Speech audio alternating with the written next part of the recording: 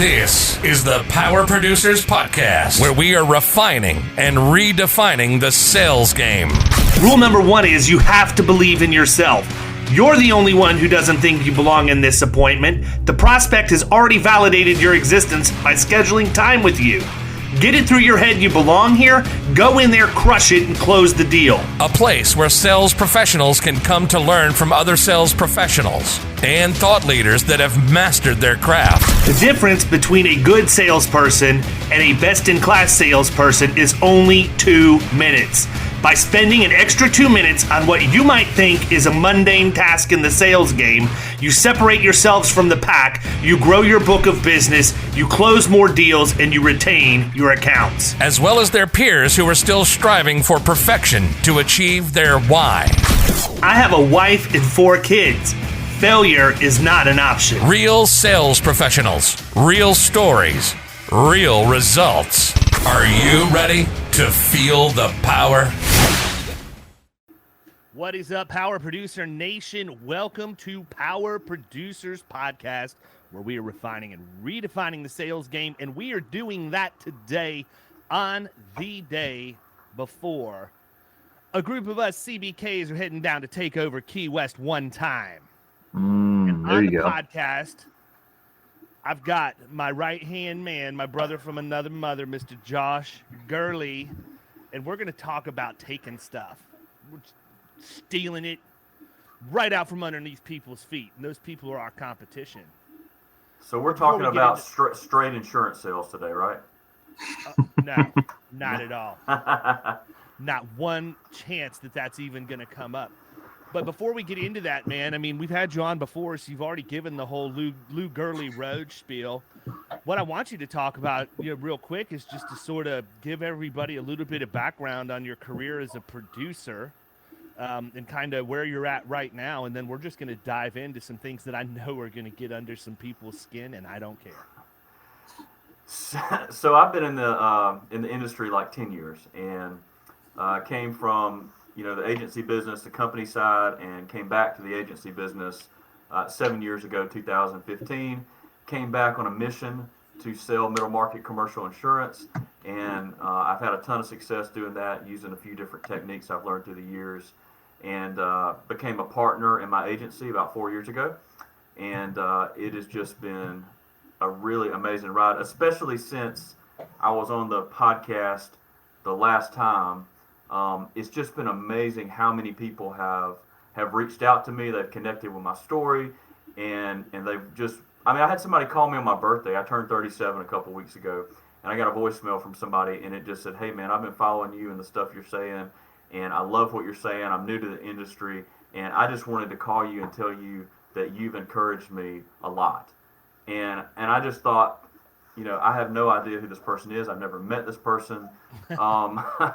But hey, can I tell you something that's encouraging to me right now? I literally just got a text from Doug Benz that's a picture of him and his wife, selfie just like this in front of the Key West airport, my friend. They are rolling in the groundwork is being laid. Well, that is what's up. And so I was looking this morning, because me and you, David, we text usually pretty early in the morning, 6 or 7 o'clock, and I saw this morning that we have 101 mutual friends on Facebook. Yeah, isn't that crazy? And I think they're all insurance people, and I was not friends. I hope so. I was not friends with any of these people before 12 months ago. So, and really for me, just the opportunity to share with and encourage other people that are in our business. It all started on the podcast. So I have you and Kyle to thank for that. Well, you're welcome, man. I just, I need to say that. I contribute so much. You know what my favorite thing is? When I get friend requests from people on Facebook, especially like the obvious, like, come have sex with me on WhatsApp, requests that I get nonstop, right? I get them all the time. And my wife is like, I'm sitting here showing them to her. But you know what, insurance people? Some of y'all are friends with them, and I know who you are, and I'm going to have to make some real serious decisions about who's going to stay on my friends list based on some of these skanks you're connecting with online. I don't get it. What's up with that? You were opening your profile and everybody else's to immediate hacking when you do that. It's crazy. crazy. But Josh Gurley's not like that. He probably doesn't get any of them. You know what? I'm pretty. I try to fly under the radar a little bit on social media. Yeah, some of these people need to find Jesus. Man. Same. I've gotten a little more active just because of the protege and some of the stuff that I've been putting out there. But I try. I don't have my life is not that interesting, so I just try to fly under the radar. My life got real interesting at about 7:30 last night when Ethan let go of a child's 5-iron off the third deck of Top Golf, and it just went flying out into the middle of the fairway, if you can call it. The club that. went further than the ball. Oh my gosh, dude, unbelievable! Like, we are the worst train wreck to ever go to Top Golf, ever. I mean, I'm sure it was an absolute circus. It was, and I mean, it had nothing to do with my golf game this time, So. Well, that's hard to believe. Well, now that I got the positive news that I get to have both of my shoulders replaced, there will be no golf swinging for a while. I was gonna say, whatever. Anyways, that answers a lot of questions people may have had over the years, man. I guess, man. Why your swing is so jacked, but that doesn't help our Black Diamond, trip or no, it doesn't. Plans or whatever. So here's the thing. There's a topic out there that is really controversial amongst the masses, I would say. And I got people like my friend Charles Specht who hang their hat on it. I got people who go in and post on the other side of the spectrum that my little friend is a dirty trick that lazy agents use to steal my clients. And I'm talking about the BOR, baby. I am going deep on the BOR today. Here's what I want to ask you people that don't understand this. Have you ever had a job anywhere else where somebody can maintain that job and not do it? Have you ever worked in a job where you can show up and collect? Let's just say you're a grocery stocker, right? You're a grocery stocker and you show up every day, but you never stock the shelves. You might put a can or two up. You may every once in a while dust something off. You may think about looking for expired product when it comes up. Probably once every 6 months, you'll come by and you'll visit your aisle and get to know it a little bit better. But you don't have any worries at all because unless somebody else comes in and puts in an application and says they'll work for $2 an hour less than you will, your job's safe, man. It's a price-based hire. I'm going to continue to stand here and do a crappy job every single day. I don't have to do anything other than show up, and I don't have to worry about it because I know it's going to be very difficult for somebody to come in and do what I do for $2 less an hour. And that's what it's going to take for the grocery store to fire me, right? Does that happen? No. So why does it happen in the insurance industry? Why is it wrong? So number one, I think people need to understand something. I'm going to get the shady pay. Let's just go ahead and get it out of the way. Are there BORs that are used the wrong way? Yes. 100% of the time. 100%. There are BORs that are used the wrong way. Who are the repeat offenders? Shady payroll companies, most of the time. Shady payroll company that comes in and says, hey, we're going to onboard you and we're going to give you the HR platform and we're going to take care of everything. Now, if you want us to handle your workers' comp payments, we'll do that for you. We just need you to sign this paperwork to make sure everything happens. And they slide that through. Mm-hmm. And you have some shady agents, right? And those agents will go out and they'll wait till the last minute and then they'll go in and they'll stir up a bunch of crap and they'll slide a BOR in. And they really haven't done much of anything to get hired. That's not who I'm talking about, people. The agent of record letter, broker of record letter, whichever acronym you want to use for it, is an inanimate object in and of itself. It is a tool. I can have a hammer in my toolbox. I can use that hammer to build a house for Habitat for Humanity. I could also use it to go crack somebody's skull, right? Is it the hammer's fault? No. Is it a 9-pound hammer? Dude, I prefer the 12-pound hammer. Oh yeah. Is there even such a thing? I don't know. 9-pound hammer. Hey. So Ray Montagne, I don't know if you've ever heard of this guy, but he says that a man needs something he can hold on to, a 9-pound hammer, or a woman like you. And I know that because my wife and I, when we got married, we walked down the aisle to Ray Montagne. So There you that's go. that's all I'm telling you is And we. you didn't have a 9-pound hammer, did you? No, I had a woman. I had a beautiful woman. Attaboy. So Come on, girl. can listen, man. I don't know if this is going on YouTube or not, but I just took my hat off It is. and scratched my head because I'm ready to unleash.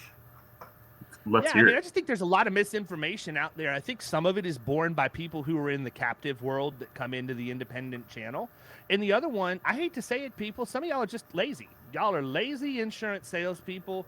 All you want to do is write policies. You don't, oh, I got another client call this afternoon. Okay, that kind of goes with the territory. That's why you get residual income, right? It's not like the Cutco salesman. You sell the knives and walk away, and he doesn't have to be there to sharpen them when they need sharpened. He doesn't have to be there to cut your meat for you. No, they stay You have sharp a job. forever. Oh, I knew you'd know. But I mean, come on, people. Let's talk about this. And listen, if you're not in the middle market, you get a free pass, okay? You get a free pass from me. Because in small business, this isn't really relevant. But if you're in small business, unless you're planning on moving to the middle market, you're probably not listening to the podcast anyhow. So I'm talking to all of you guys and ladies out there that are in the middle market producing that have a beef with BOR. Because if you've got a beef with BOR, you got a beef with me. Period. Because that's how I get hired. I never get hired based off of the insurance transaction. Not one time. Why would I wait until 30 days or 60 days before a renewal to bring a new client on? Just not going to happen. I'm going to go out whenever I want, as long as they're willing to meet with me. And I'm going to talk to them about what we do for them. I'm going to talk to them about the value proposition we have. I'm going to talk to them about the results that we have gotten for people just like them in our agency. And I'm going to make them want to have that.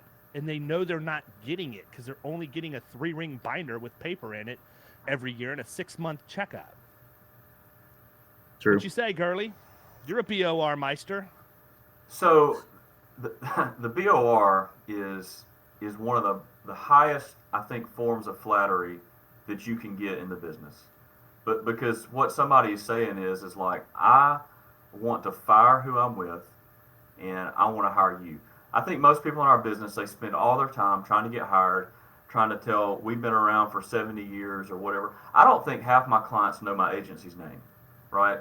I mean, they know that they buy this stuff from Josh, or they know they buy this stuff from Andrew or Waylon or somebody else that's in our office, and they don't even care half the time about any of that information. And so if you don't take the step to get somebody fired, then you're not going to be able to get hired. And so, the BOR is a moral thing, right? It's not good, it's not bad, it's just a tool, like you said. And so I think when you get it, it is a form of flattery, and I don't think there's anything wrong with it. And what I do is when I explain to somebody what a BOR is, I said, let me tell you what this actually does. This means that your current representation is fired, and I am getting hired.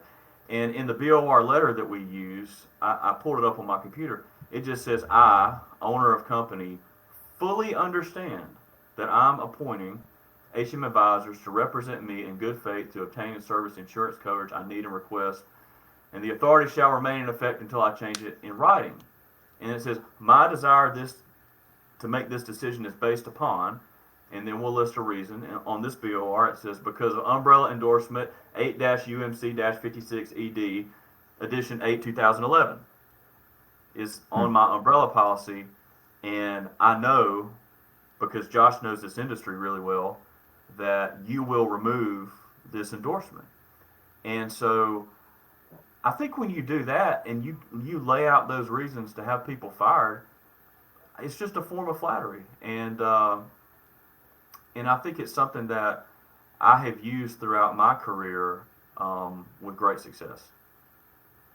Yeah, I think part of it is, again, it goes back to the wham, bam, thank you, ma'am mentality that agents have out there to go out, get a quick hit, do some quotes, come in with a lower price because that's what we've trained people that we're going to do, and they don't want to invest the time into educating those people about what's really going on in their organization, right? I mean, I can talk about insurance, but why? I don't even have to. I don't ever have to go in and talk to somebody about insurance. I can look at their loss runs and know they have a lag time problem. I can look at their loss runs and know they don't have return to work or recover at work.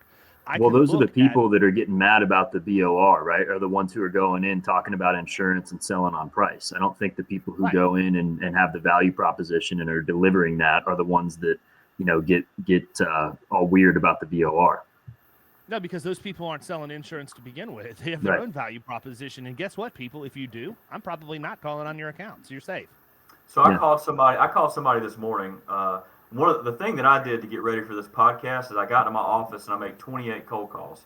And I'm sitting here looking at my Salesforce, and I was like, you know what? To get fired up, I'm going to make some cold calls. So I talked to this one guy, and his insurance work comp renewed about 3 months ago.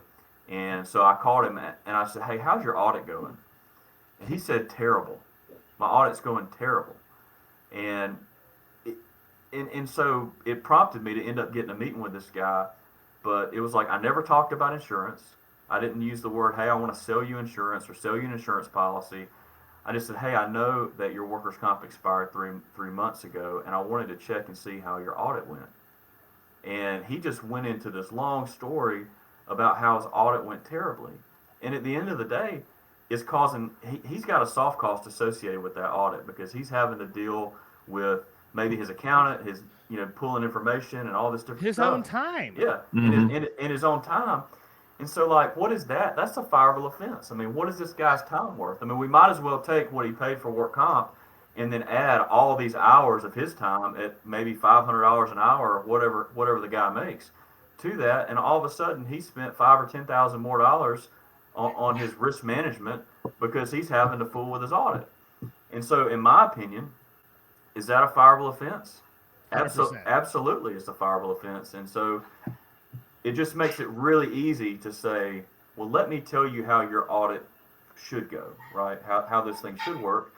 And again, it's just death by 1,000 cuts, and the person on the other end is just digging their own grave by doing that. So I just think that presenting a BOR in that case is something that is a really appropriate thing to do. Yeah, I agree with you. Well, I mean, look, I use the hourly rate argument all the time. Number one, what's the problem with the audit? Did he get into any of that? Do you even know? I mean, because when I make that phone call to people, and that is one of my number one wedges. Like, especially if you're in any kind of a contracting class, I'm going to ask you about audit. I'm going to ask you about certificates every single time because I know I've got one of those two is going to hit, right? I mean, you can literally say, hey, talk to me about your certificate turnaround time. Talk to me. Or, hey, how'd your audit go? Or how is your audit going? You know for a fact that you're going to make progress with that. And so I'm just interested. So then my follow-up is, I know this may sound weird, but how can I help? How can I help you? I specialize in getting people through these sticky situations. Your time's valuable. Obviously, my time's valuable too, but I'm willing to invest it to help you because I think you'll like the results and ultimately you'll decide you want to do business with me. But for right now, let's table that and talk about how I can help you get through what you're dealing with. So I'm interested. Did he get into anything at all about what the problems are? He didn't get into a whole lot of specifics about it, but I'm sure it's going to have something to do with splitting payroll versus in different classes and keeping up with payroll records. I mean, just assuming based on what the guy's doing, I think that's it. So I just offered. I said, look, I'll be glad to come.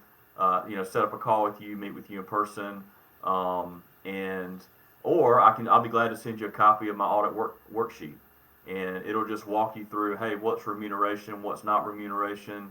It'll talk about some overtime rules and different things like that, and some ways that you can avoid getting overcharged on your audit. And so I sent that over to him, and he said, look, I'm going to get the first draft of this audit back from the company in the next week. He was like, I'll send it over to you and I'll let you take a look at it. So that's kind of where I left it with this person. But again, if this audit is messed up and we can go clean this thing up, reclassify some payroll to where it should be, then why should I have to wait a year for this account? I mean, I can't. I don't want him to have a split mod, and so I don't really want to move in midterm. So at the end of the day, I think a BOR is an appropriate way for him to hire me. I agree. And, in that situation, too, I would look at where that audit is right now, right? And so if he says, oh, well, they've got me dinged and they want me to pay $50,000 additional premium, and I'd cut the deal with them that, hey, are you willing to split whatever the recovery is with me 50-50? If I can get you down to only 0-10 and you end up saving 40 from where you're at right now, are you comfortable cutting me a check for 20 grand? And we'll look at what that looks. And because I do a good bit of my business on service fee, I'll let them know up front. I'll look at adjusting the fee going into the insurance renewal so that we can make sure that my compensation's in line with what it should be. But I also want to protect myself and my work, because I'm not necessarily interested in being a nonprofit, right? I got to get paid.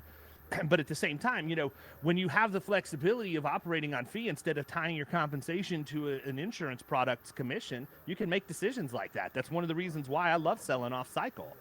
I can say, you know what, I'm gonna cost you $50,000 annually, and normally that would be paid by the insurance company. And I know that you've already taken care of your insurance for the year, but I gotta have like 10 G's. I gotta have 10 grand up front to get all of the stuff going that we talked about. And instead of you paying me 50, for the year over your renewal, well, let's talk about cutting that back to 40. We'll do 4 quarterly payments of $10,000. Then this will just be like a 5th payment, but you'll get me for the quarter instead of not. And we'll be able to make forward progress on our initiatives. And I'm pretty sure you'll be happy with the results on your insurance renewal as a result of us having that ability to work out in front. So, I mean, that's sort of off the topic of the BOR, but not really, because that's how you set it up, right? Because I can't go in and affect change in an organization. I can't really deal with claims. I can't really deal with audit issues or anything like that unless I'm the agent. Mm-hmm. Now, I've got some ninja tactics that I may or may not have used in the past, to be able to get around that, where I'm technically hired as the outsourced risk manager for the companies that I work with. And I have an email address that reflects that. And my email tagline or my email signature reflects that I'm the risk manager for that organization. So that allows me the ability to negotiate. And technically I am. I don't go in 40 hours a week to do that job, but I'm constantly representing my clients virtually and many times in person when I do it. But you really need to have the BOR in order to do that. And I think that that's where people lose it, right? Because they don't realize that they realize they just got fired, but they think there's something dirty in that. Well, you didn't do any work. I've already put the renewal together. Okay, I'm going to have to do that too. That's, yeah. I didn't get hired because you.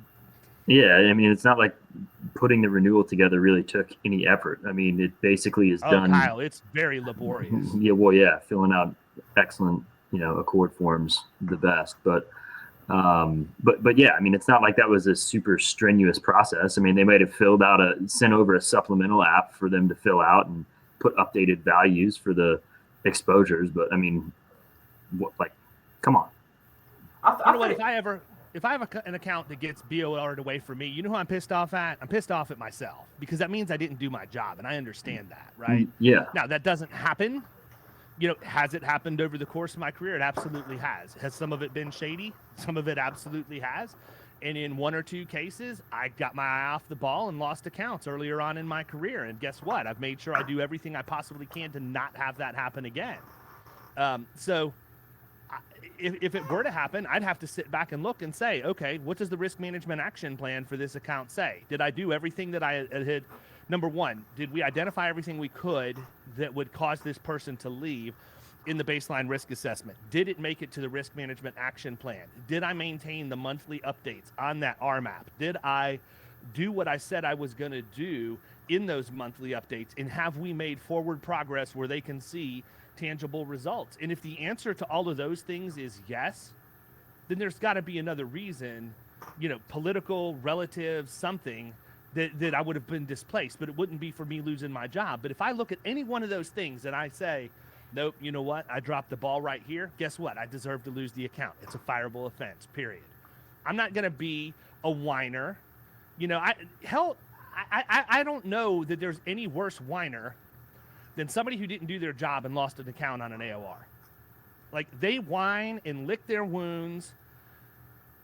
It's like the freaking Humane Society at feeding time. It's crazy. I mean, I can't stand it. So, Josh, you were going to say something. I stepped in. I apologize. Well, hey, I think the BOR really helps people come to their own conclusion. But because at the end of the day, like, people, they want to come in and they want to quote and hope or do what I call hump the leg and beg somebody. Humping the leg's the best. They just want to beg somebody to, you know, give them a quote and save them a nickel and expect that to be a reason to do business. But I think the way that I present the BOR, people, they really come to that conclusion themselves. I mean, I had somebody literally last week say, well, what if I'm not unhappy with the insurance company? I mean, it sounds like all we really have to do here is just clean a few things up. I said, that's it. And it was a company that was a manufacturing company. They had a few other things that they did as far as some, you know, repairs and different things like that on the general liability. They had a parts division. I mean, there were several things that we could just move some sales around in based on the, you know, the CLM. And did it amount to a ton of money? No, it didn't amount to a ton of money, but it was a symptom, right? It was a symptom of a greater problem, which was the person had not, the prior broker had just not checked the insurance policy. And maybe it adds up to $5,000 in GL premium, but at the end of the day, that allows me to continue to turn that knife and just say, well, what about this? How do you know they hadn't checked your policy? And then guess what? They pull out their work comp policy, and there's no drug-free discount on the current term. There's no drug-free discount on the prior term, and there's no drug-free discount on the renewal that they were holding right in front of my face. And the only reason that I need to ask that question was because the discount was framed in a picture when I walked into the business. I mean, that's how I get the drug-free. We're a drug-free workplace. Yeah. And then there's no premium discount on the policy. Yeah. And so, like, when you start presenting these things to people, it's like, wait a minute. So they're just not putting this deal together in a way that they could be putting the deal together? It's like, absolutely. And they're like, man, so instead of having to go through new loss control, new adjusters, new underwriting, all the stuff that you have to do with a brand new company, you can just clean up a few of these things and you can handle a policy. Yeah, that's exactly right. Especially on the workers' comp, way easier. Yeah, and they just say, hey, let's do it. And that way, like I said, it's them coming to their own conclusion, whoever their current representation is. It just becomes obvious that they need to be dismissed. And so, BOR. Hey, Josh, how many pages is the workers' comp policy? 6. Yeah. So I guess my question is, if you can't get a 6-page policy right, what are you doing with that E&S professional liability for that company? How are you handling the cyber? How much attention are you paying to all of the other stuff when you can't even get a freaking drug-free discount on a statutory policy that's 6 pages long? Right? Yeah. Like, there's no reason for that. And so, again, you know, people sometimes wonder, well, why do you lead with workers' comp? Well, because it's low-hanging fruit, because it's 6 pages long and everybody thinks that they can put it on autopilot, it's going to do what it needs to do, and they don't have to lift a finger to do anything with it. But here's the next part of that conversation. Listen, I really appreciate you trusting me with the workers' comp, and in the interest of consolidation and just making your life easier, do you really want to have to go and request certificates from multiple agencies? I want to make sure you understand that our agency can do everything for all of your other lines of coverage that we've done for the workers' compensation. So I think it would make a lot of sense if we did a full review of what you have in place right now. And we're going to come back to you with some recommendations. But really, if you want to sever ties, I think that it makes sense for us to just represent you across the board, because that's how my agency works. We either represent you or we don't. And so, you know, we'd start having that conversation. But I mean, is there any pushback VOR, you get on that ever? I mean, No. I think I know the answer to this, but I just wondered if other people were having that usually question. Usually they are so lathered up by the time we're done that they're Right. they're ready for me to drive them over to the other agent's office and help them beat them down. But Yeah. that's part of it. But the other thing is, for an agent of record letter to work. So I want to be very clear on this, and I know Josh does a good job of this because we've talked about it a number of times. But there's a couple things. Number one, you got to know when to ask for it, right? You have to know the right way to ask for it. You have to set the table correctly to know, okay, this is when you're out deer hunting and you hear them, rooting and snorting and everything all around the stand, but they haven't come out to the open where you can fire yet. And you got to be patient. You have to wait, right? If I shoot with a bunch of deer around my stand, the only thing I'm going to see is them running the other direction. I got to wait until they get out and they're in my sights. And you have to know that. You have to set the table the right way. And if you do that, you'll understand, okay, this is how I get the other person fired, and this is how I get hired. But the other part of that is, so getting the BOR is easy. That's an emotional decision that you can use business logic to get done.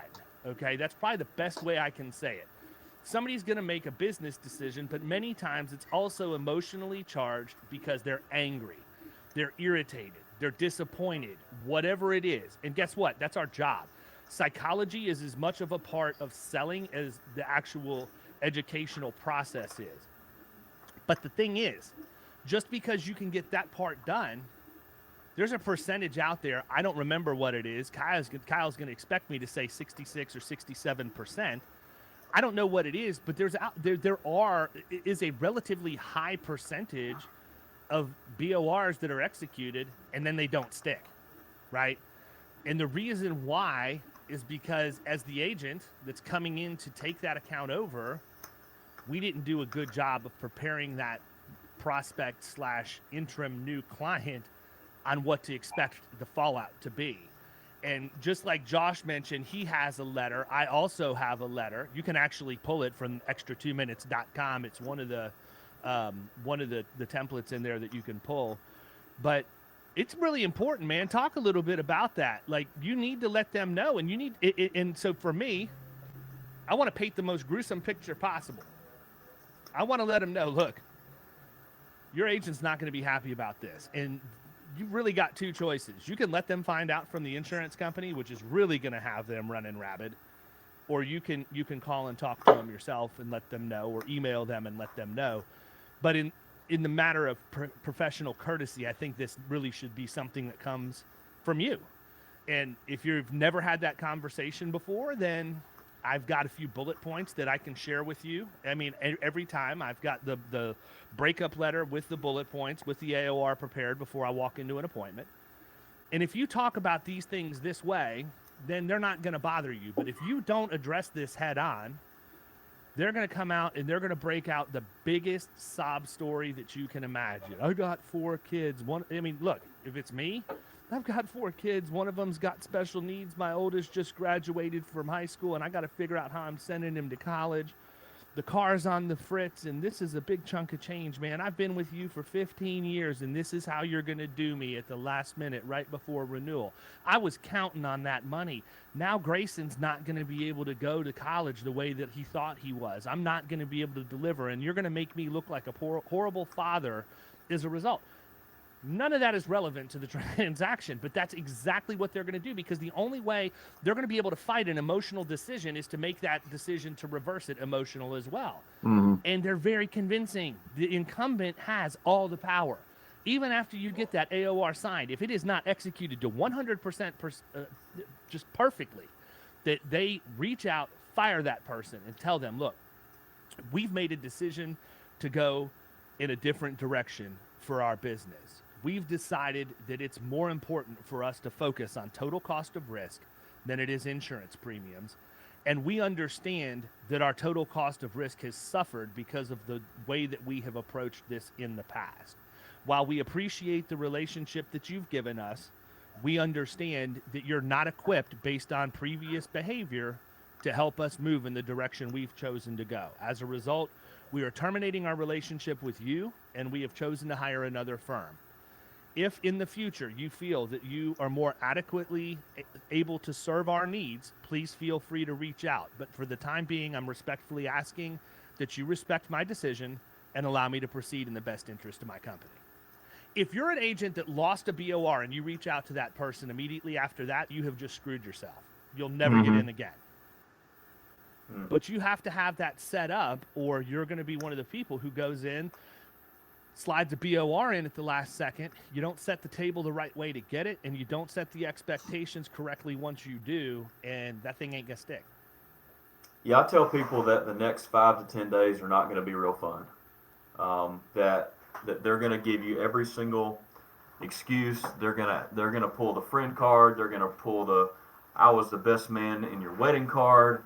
They're going to pull "our wives are friends" or whatever. I mean, they're going to pull out all the stops, everything they can think of. Little Johnny plays baseball with whoever else. And one of the things that I ask people to do, in addition to what you said, David, is just to put the very last line of the email or the phone call is just say, and our decision is final.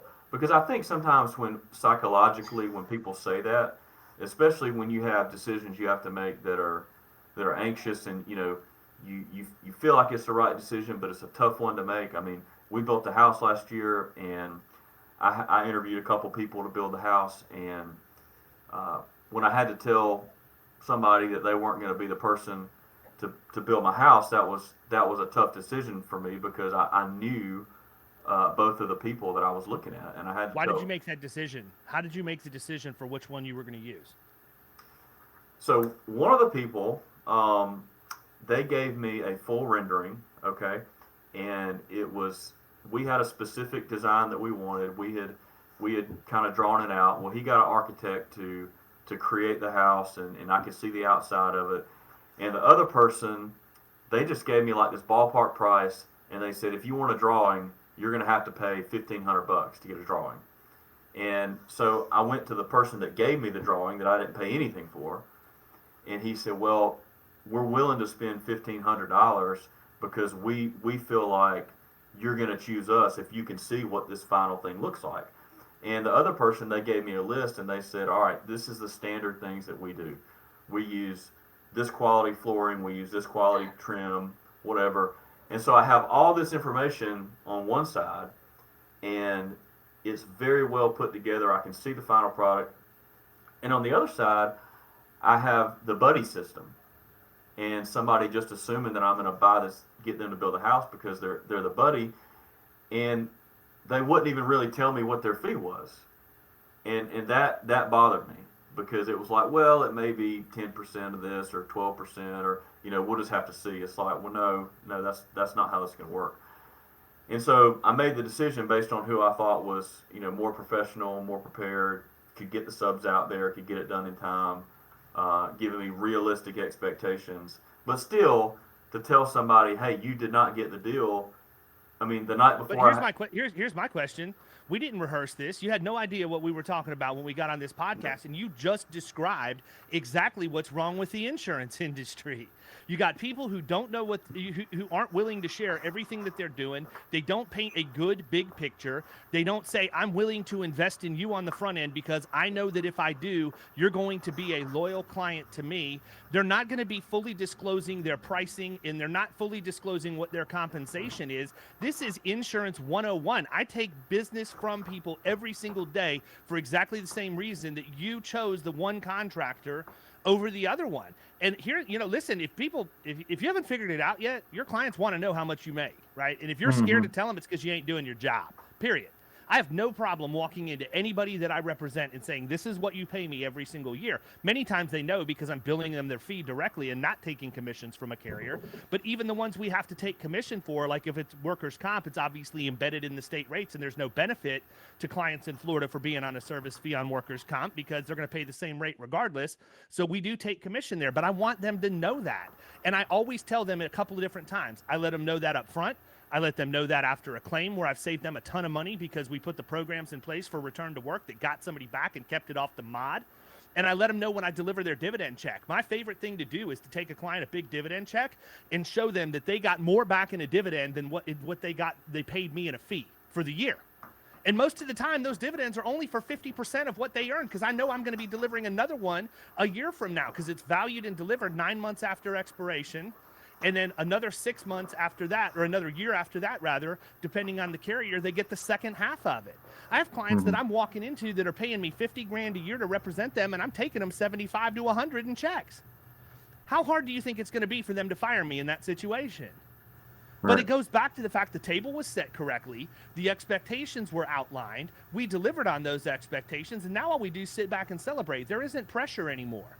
The only pressure happens is if something that comes from the unknown happens, and they know that I'm going to be there by their side 100% of the time to get them through it. Period. There's no difference in the buying decision. I don't care what you're buying. If I'm going to go buy a new refrigerator, I can go to the local, independently owned, like Famous Tate's here in Tampa, right? Small chain, but it's Tampa owned. And I can talk to those people, and they know nothing but appliances. Like they literally can go deep on every single one. Or I could go to Lowe's and Home Depot to buy my refrigerator. Where do you think I'm going to go? I'm going to go where I get educated. Well, you want to do this because here's what we found from the people we've sold to that have given us feedback. The energy consumption on this one is da-da-da-da-da-da. A lot of people have had problems with the ice maker on this one. We get a lot of warranty calls because they call us for it. You're getting all of this information. And you know what? Famous Tate's is probably not cheaper than Lowe's. Right. But Yeah, that's who I mean, it's right. And I mean, it's the same with any aspect of our life. It comes down, and we talk about it all the time, and you just mentioned it, but it comes down to setting the expectations and then just following through. Like, that's all you have to do. Set the expectation, let them know what's going to happen, and then do it. It's not technical. It's not hard.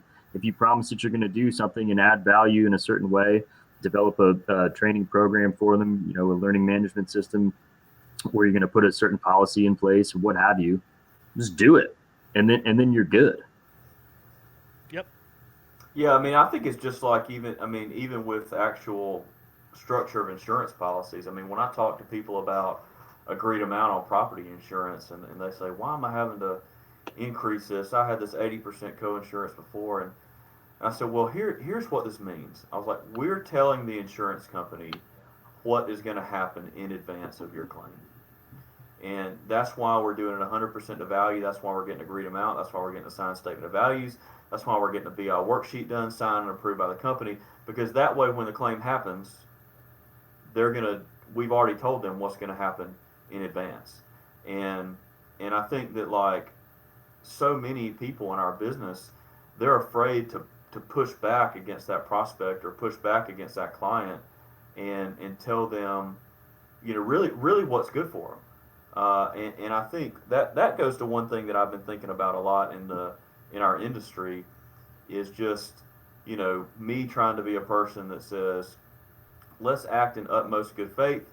Let's act with excellence, and let's help manage those expectations for those people. And look, I don't know what it is about that, but for me, I think just being that transparent person and saying these kind of things to people and just cleaning up some things that are really easy and just using the rules that are available to me, like the tax code, it just makes, getting back to the BOR, it just makes it easier in reality.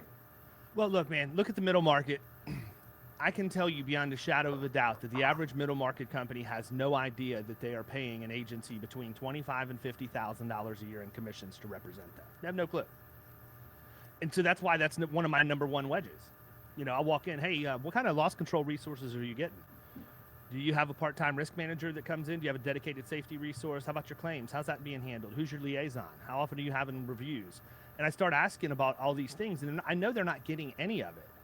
And then I drop the hammer. Well, out of curiosity, what are you getting? You do realize that the agency who's placing this for you is being compensated very handsomely at a rate of 10 to 15% of whatever you're paying in premiums, depending on the line of coverage. And so based on the accounts I'm calling on, 25 to 50 grand in revenue, do you feel like you're getting that much service? Do you feel like you're getting that much value from it? Or is this just something where people are placing insurance and hoping for the best? And in many cases, that's what's happening. And I think that the problem is agents don't understand. Like, your job's not done once the policy's placed, right? You don't just hand it over to the service team and move on down the road. You also, they also don't understand that a lot of people get they get psyched out about going after stuff like this because they think it's big and I'm never going to be prepared or whatever else. You got to look at every account that you go into like it's an individual job that you're trying to get hired for. And if I'm going to go and try and get hired for $50,000 a year, I'm taking my A game, right? I'm going to be 100% prepared when I walk in the front door. I'm going to do everything I can to anticipate all the shade that's going to be thrown my way, how I'm going to overcome it, what wedges I'm going to drive, and I take time and prepare. It doesn't necessarily cost me money on the front end of a relationship to do those things. It costs me my time. It costs me having to sit down and research exactly how I'm going to proceed. And I think that's the other thing, man. People don't realize, like, we can get on here and we can talk about having $1 million book of business plus, and it sounds sexy, but at the end of the day, it doesn't matter if you're writing 400 bops a month or if you're writing a couple middle market accounts a month or even one middle market account a month. We're still grinding every single day. And the sales cycle is so much longer. So I want to be very clear with people. Do we go in and get accounts on the first meeting? Absolutely. There are times that happens. Do we go in and get an account 90 to 120 days before renewal? Absolutely. But I can also tell you there are plenty of accounts that take us 12, 18, 24 months. I had one that took me 3 years. Mm-hmm. And the difference is you just got to stay on it, and you have to trust your process. You have to continue to grind. And it's not, is it easy? It is. It really is. I mean, I boil it down to 4 things. I did this on a podcast yesterday. I'm going to do it again today. 4 things. Show up on time. Return phone calls and emails in a timely fashion. Do what you say you're going to do. And if you don't know the answer, let them know you know the guy or the lady who knows the answer, and you're going to get back to them and let them know. If you can do those 4 things, you're already ahead of all your competition. But sometimes you have to do those 4 things for 12, 18, 24 months before somebody realizes you are the real deal. And the longer that it goes, the more the gap widens between you and their current representation. I call that professional persistence. 100%. It's not obnoxious. Most of the time I ask for permission, right? Hey, I realize, I appreciate your time today. Is it okay if I give you a call back in another 45, 90 days? I just want to check in. I don't want to be obnoxious and bug you, but I want you to know that you have my attention, and I just want to see if things are still going the way you think they are. And many times I'll give them one little nugget out of my playbook. Hey, maybe try this. See what happens. You mind if I follow up with you in a couple months, see how it's working for you? Things like that. That's not obnoxious, but you have to continue to just drip, drip, drip. I'm gonna tell you what, especially on the bigger accounts. I mean, those are going to take longer. That's not going to. If you walk in and you win that on the first meeting, then there's probably something wrong going on behind the scenes. I can tell you right now, as much as we give him heat, Duran is the absolute king of just leaning on people until they submit to him. I have never seen anybody as good as what Raphael is. It's just non-stop. He knows when to call them. And I mean, I went to a renewal. It showed up in my Facebook memories this morning where I had posted that he had brought on the biggest account he'd ever brought on. He pried it away from a 20-plus year family relationship with the agency that had always, not always represented him, but it had been 20, 25 years. And I went to the renewal meeting last week or the week before on that account with him. And I went because, number one, I want to make sure that I get some level of FaceTime with my producers' clients too, because I don't see everybody all the time anymore. It's a little different for me that I don't visit everybody. But I also just wanted to get some feedback. And I walked in, and the owner of that company was like, I don't know where you found this guy, but he is all over it. He said, I have heard more from him in a year after he got the deal than I heard from my other agent in 25 years. He said, and that doesn't even count everything he did to stay in contact with me moving up the ladder. And then he looked at me and he goes, and I've seen you, the agency owner, more in the last year than I saw the guy that owned the agency I was with in the last 25. And he's seen me twice. Right. Once when we went in and got, actually maybe 3 times. Once to try and get the deal done, once to get the deal done, and once at renewal. The best part about really, all of this is that requires literally no skill or knowledge at all. It's just persistence. It's like, it's one of your 4 points is just show up and that's it. Like you gotta be persistent and stick with it. It's, ultimately things can be boiled down to a numbers game. And I mean, that's what he's doing, and I remember having the conversation with him actually early on and saying that, as you continue to learn and get better, you're going to have to make up in numbers for what you lack in skill initially. And that's exactly what he did on that particular account. And obviously, that was a great win for him and for our agency. Well, I mean, listen to this.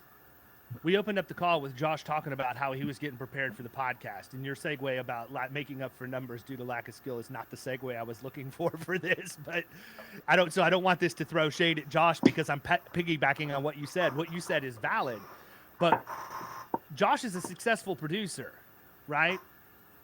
Some people in our industry would say, well, Josh is a successful producer, so he has no problem making 28 calls in the morning because he has the skill set to get it done. I would argue that Josh is better at making those 28 calls because he made it a habit to always make those 28 calls. And to take it a step further, he already told you he made 28 calls. He only told us about one person that he's going to meet with. I don't know if he had anybody else that answered him on the phone or agreed to meet with him or not. But the point is that if you make it a habit and you go in every day and you do the same things that will work and you make the numbers happen. Look, our industry is nothing but a numbers game. Take your skill set, take your personality, take your value proposition, and throw it to the side. You still have to call a certain number of people to get a certain number of appointments. You still have to meet with a certain number of people to get those people to agree to give you actionable work product that you have to go back and present to them. And you have to present to a certain number of people in order to get them to make the decision to fire their existing representation and hire you. That's a numbers game, period. That will never stop. The only thing that your skill set, your personality, and experience and all of those things will do is make the starting number less and your conversions higher as you go. But we're all still playing in the same numbers game. Right. Yeah, I mean, absolutely. And I would encourage anybody that's listening to this call that cold calling is not dead. I mean, it's the number one way. It's the number one way that I've gotten business. I mean, I hear a lot of people talk about, they use terms like channel partners and, referral partners and, technology. And I think technology is great. I mean, we talk a lot about technology. We have the Salesforce and the marketing automation and the same, a lot of the stuff that you're doing with HubSpot and but that's all stuff that's working in the background. It doesn't mean I was going to say it's the only. That's the icing on the cake. I don't ever count on it, and I know you don't either. But nobody should ever count on that as being your lead source. You have 2 ways to prospect: actively and passively. All of the automation, all of the other stuff is passive. I have 2 people that I actively prospect: direct clients and channel partnerships. That's it. I prospect for bankers, attorneys, accountants, and all of that just to see who I'm going to add as a referral partner for me, because it is nice when you get to a certain stage in your career to be able to have people that are actively referring business in. And I'm at a point now where I have a lot of people that are just consistently handing stuff over to me because they know that I'm going to deliver for them, and I've always taken care of them. And there's a symbiotic relationship there because I'm also handing things back to them. But then there's that other subset of people that I know need my help. And those are the people I'm going to go to directly. But if I've done a good job of the channel partnership networking and I have built that base, guess what? It's a whole lot easier to make sure that you're checking to find out if people have common relationships inside of your channel partner network that can get you into the people that you're actively prospecting cold. You should never rely on a CRM. You should never rely on telemarketers. You should never rely on direct mail. Those are all nice to haves. Those are all things that are going to work in the background for you, just like creating content and posting it online. But in my opinion, and it's been proven time and time again, the most successful salespeople that I know will go out and wear out that shoe leather and knock on doors every single day. And if you're calling to set your own appointments, I classify that as the same thing. It's the only thing you can control. All the other stuff is not really in your control, right? Yep. Yeah. So I retired a pair of shoes the other day, and I'm looking for a picture. But but literally there is a hole in the bottom of these shoes. I mean, I wanted to stick it. I gave these shoes to Goodwill, and I wanted to stick a note in there, and I wanted to say, don't judge these shoes by the hole that's in the bottom of them, right? And it just means that I went to manufacturing plants, I went to construction sites. I mean, they're not my best shoes by any stretch of the imagination, but I wanted a pair of dress shoes that I could wear to these type places, and they got a hole in the bottom of them, and I finally retired them. But at the end of the day, I mean, that is what it takes. I mean, it takes. You should have put those bad boys in a shadow box and hung them on your office wall. And every time you bring a new producer in to interview them, show them those shoes and ask them if they think they could fill them. Make sure that shadow box is airtight, though. You don't want. Yeah. You don't want to. Well, I can tell you most of the BORs that I have gotten. Look, guys, check this out. I don't know if you can see this in the light, but like. Kind of, yeah. The light's not doing good, but there's a hole right there in the shoes. So I'm picking up what you're putting down. But that's just, I don't know. That's just the thing. I mean, I think this is a great business because you can choose your clients.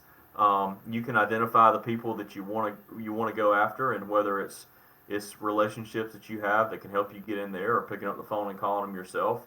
I just don't think there's any substitute for that. And I think that the automation gives you insight into how people think. It gives you insight into what people are doing. But at the end of the day, I mean, this is still a relationship-based business. People buy from people that they know and that they like and that they believe are competent, and that can demonstrate that. And so, I mean, just for me, that's what I've built my career on. And if I was a brand new, if there's a brand new person that's listening to this podcast and you want to go produce $1 million in revenue, then I would tell you the formula is pretty easy. There's a lot of ancillary stuff, infrastructure stuff that as your agency grows that you have to deal with. But at the end of the day, it's just about talking to people and sharing your story with them, learning about their story, and being a person that's helpful. I mean, I've had accounts before that I have not won because I gave them some good advice. I mean, David and Kyle, we were talking about an account just before we got on here, and the guy was close to his expiration. He had met me for 2 hours, and I just said, look, why don't we just keep building our relationship? Let's keep growing. I'm going to be doing this for a long time, and this is a 6-figure revenue account, but instead of what I call humping his leg and trying to get it done now, when I feel like I maybe could have pushed him all the way over the edge, but I would have been pushing him over the edge. And how's your relationship starting off on the right foot that way, right? Yeah. I tell people all the time, I'd rather represent you for 20 years than one.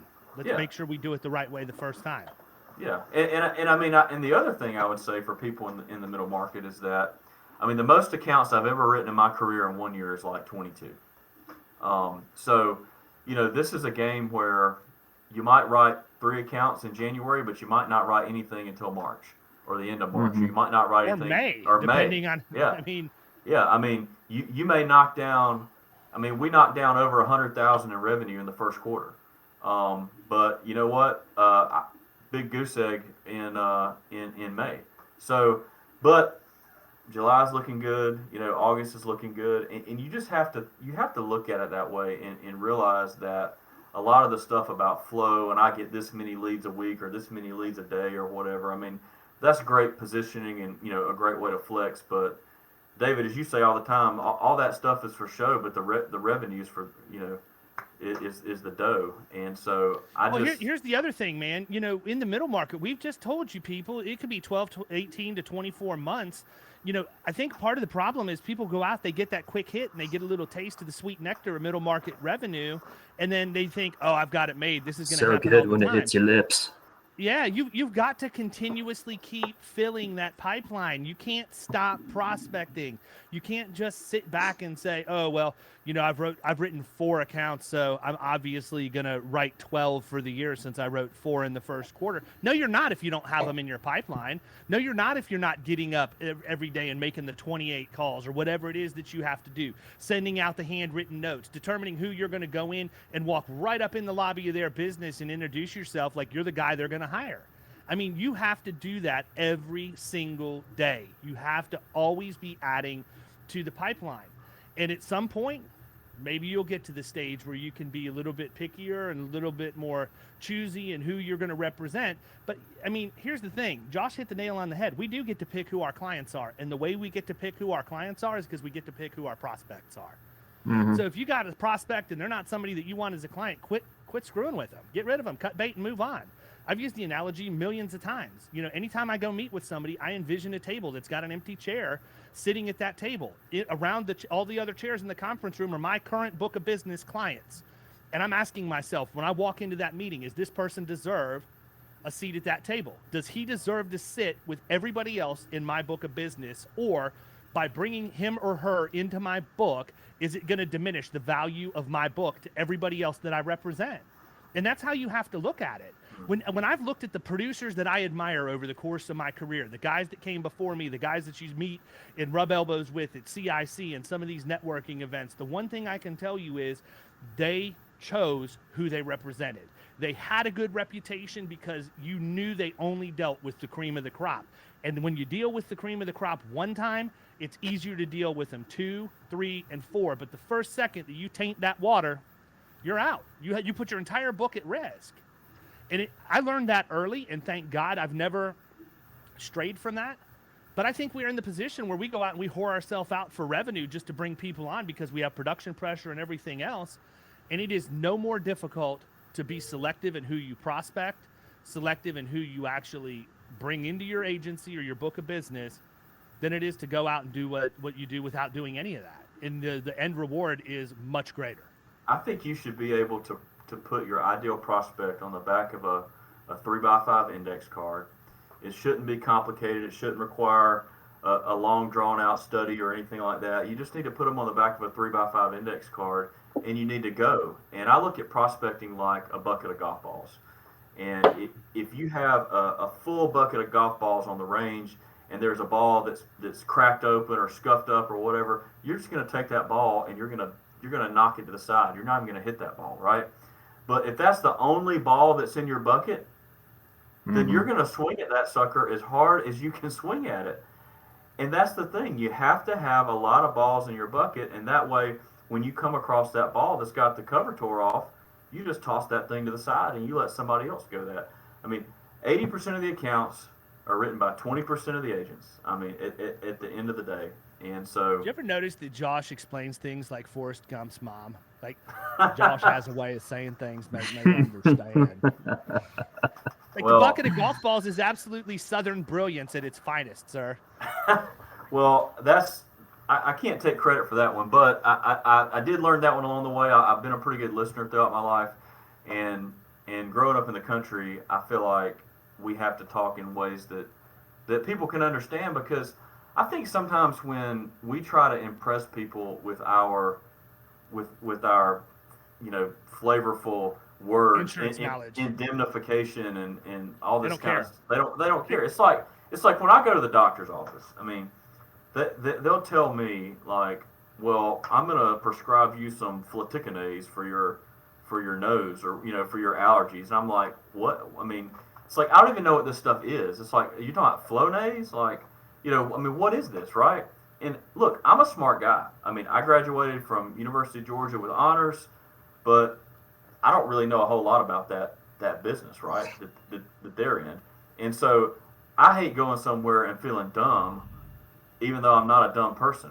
And I think it's what's worse is when you walk up into somebody else's business and make them feel dumb. Exactly. That's what I'm saying. I mean, it's like, and that is a very important thing, it is a very delicate balance, in my opinion, to be able to talk to somebody, point out the flaws that are there and some things that need to be changed without making them feel like it's their fault. And to me, there's a science to this business, and that's all the mod analysis and all the technical side that we do. But really, the art to the business is everything we've been talking about getting people fired. And I'll tell you, man, it's funny because as you were talking about, like, I'm thinking about this as we're talking about making people feel stupid in their own business. I remember the line, and I know I'm going to botch it, from Hoosiers, where Dennis Hopper talks about you can go out and get buck naked and bark at the moon, and then you can do the same thing in my living room. I mean, it's the same premise. And I can get a good look at a T-bone steak. Yeah, there you go. God. Tim Gould, my favorite. We're coming up on an hour. I want to be respectful of your time. I also know that there's only one more thing besides ending this podcast that stands between me and officially checking out to go to Key West for a long weekend, and that's Scotty the Body. Mr. Scott Howell is coming on this afternoon, and that ought to be talking about Southern brilliance and saying things so people can understand them. That guy's got a story and an explanation for everything, and I can't wait to have him on. But I'm super stoked that we had Josh on. I think this is a valuable episode. Everybody's going to get something from it. Some people might get butthurt. Okay, that's all right. You needed it. Just call it what it is. Nobody walked up in your living room to make you feel stupid. You tuned into our channel and you stayed. So it was a little bit self-inflicted, but some of us need that wake-up call every now and again, me included. So I'm glad we had you on, Josh. Thank you so much for coming on. And tell them where they can find you, man. Let's get you another 100 Facebook friends that aren't the internet trolls. All right, I'm going to give people 2 pieces of advice as we leave, all right? And I've started giving everybody this advice. I was talking to a group of people a few weeks back on a panel, and here's the advice. So when I first got in the business, this is what I was told. The only people that leave the insurance business are people that don't sell enough insurance.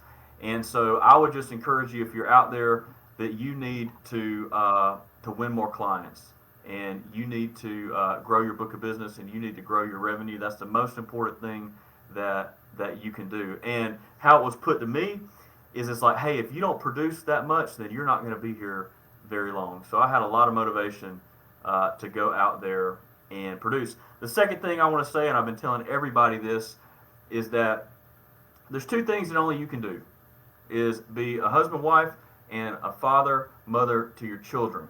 Those are things that you can't delegate, you can't automate, you can't find anybody else to do those things but you. So go out there and be successful for your agency, for your employees, for everybody that's in your ecosystem, your family. But remember that when you have to choose, and sometimes we have to choose, always choose your family over your business. So if you want to reach out to me and you want to talk about anything we talked about today, or anything related to your life, your family, I'll be glad to talk with you. I'll give out my email address, which is jgurley, Gurley, and that's at hm-advisors.com. And feel free to reach out to me. I'll give you my number. It's 478-542-1882. Call me anytime. Cool. Good deal, man. Kyle, Thanks, Josh. take us out. Thanks, everybody. We'll catch you next week. Key West, baby. CBKs, right? Let's get out of here. Dude, next year I expect you to be there, man. I mean, the virus is over. I could have probably been there this year, but I didn't feel comfortable with it, man. Yeah, it probably wouldn't have been the best move, but hey, it'll be fun for you guys. I'll be there next time. I think everybody needs to get acclimated to what the D's is like when he's let loose in Key West. Actually exposing I don't know if you can. That's not something you can prepare for. It's just something you have to experience. Hey, tomorrow night, me, you, Ashley, and Annie, right? Yes, sir. There you go. Can't wait, man. We're walking into that joint with some arm candy. You better be prepared to fight your way out. That's it, man. All right, fellas. Everybody have a great week. See ya. See ya. You've been listening to the Power Producers Podcast. You can follow Killing Commercial Insurance on Facebook and YouTube. And if you want to take your game to the next level, check out our book, The Extra 2 Minutes, and our website, killingcommercial.com.